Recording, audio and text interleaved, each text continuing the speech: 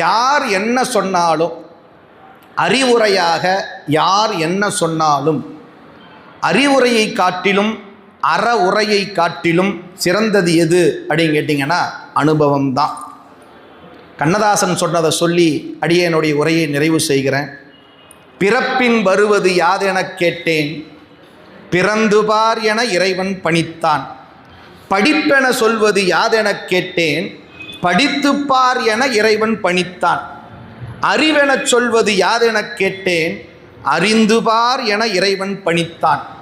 அன்பெனப்படுவது யாதெனக் கேட்டேன், கொடுத்துப்பார் என இறைவன் பணித்தான். பாசம் என்பது யாதெனக் கேட்டேன், பகிர்ந்து பார் என இறைவன் பணித்தான். மனையாள் சுகமெனில் யாதெனக் கேட்டேன், மணந்து பார் என இறைவன் பணித்தான். பிள்ளை என்பது யாதெனக் கேட்டேன், பெற்றுப்பார் என இறைவன் பணித்தான். முதுமை என்பது யாதெனக் கேட்டேன், முதிர்ந்து பார் என இறைவன் பணித்தான். வறுமை என்பது யாதெனக் கேட்டேன், வாடிப்பார் என இறைவன் பணித்தான். இறப்பின் பின்னது யாதென்று கேட்டேன், இறந்து பார் என இறைவன் பணித்தான். அனுபவித்தேதான் அறிவது வாழ்க்கை என்றால், ஆண்டவனே நீ ஏன் என்றேன். ஆண்டவன் சற்று நெருங்கி வந்து அனுபவம் என்பதே நான் தான் என்றான். ஆக அந்த அனுபவம்தான் நம்மை செதுக்கும், அந்த அனுபவம்தான் நம்மை நன்னெறிக்கு ஆட்படுத்தும் என்று சொல்லி நிறைவாக சொல்ல வேண்டிய செய்தி என்ன என்று கேட்டால், நம்மால் இயன்றவரை பிறருக்கு நன்மை செய்து வாழ்வோம்.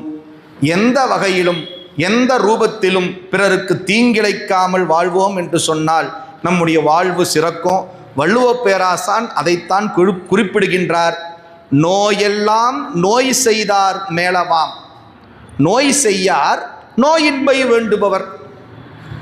உங்களுக்கு இன்பம் வேண்டுமா, பிறருக்கு இன்பம் செய்யுங்கள்.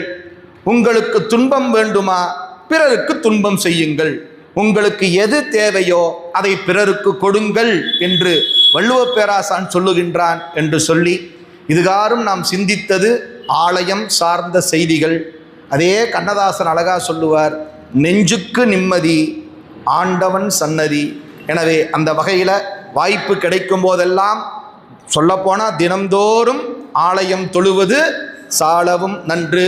திருக்கோயில் சென்று வழிபாடு செய்வோம். நம்பினோர் கெடுவதில்லை. இது 4 மறை தீர்ப்பு. நன்றி. திருச்சிற்றம்பலம்.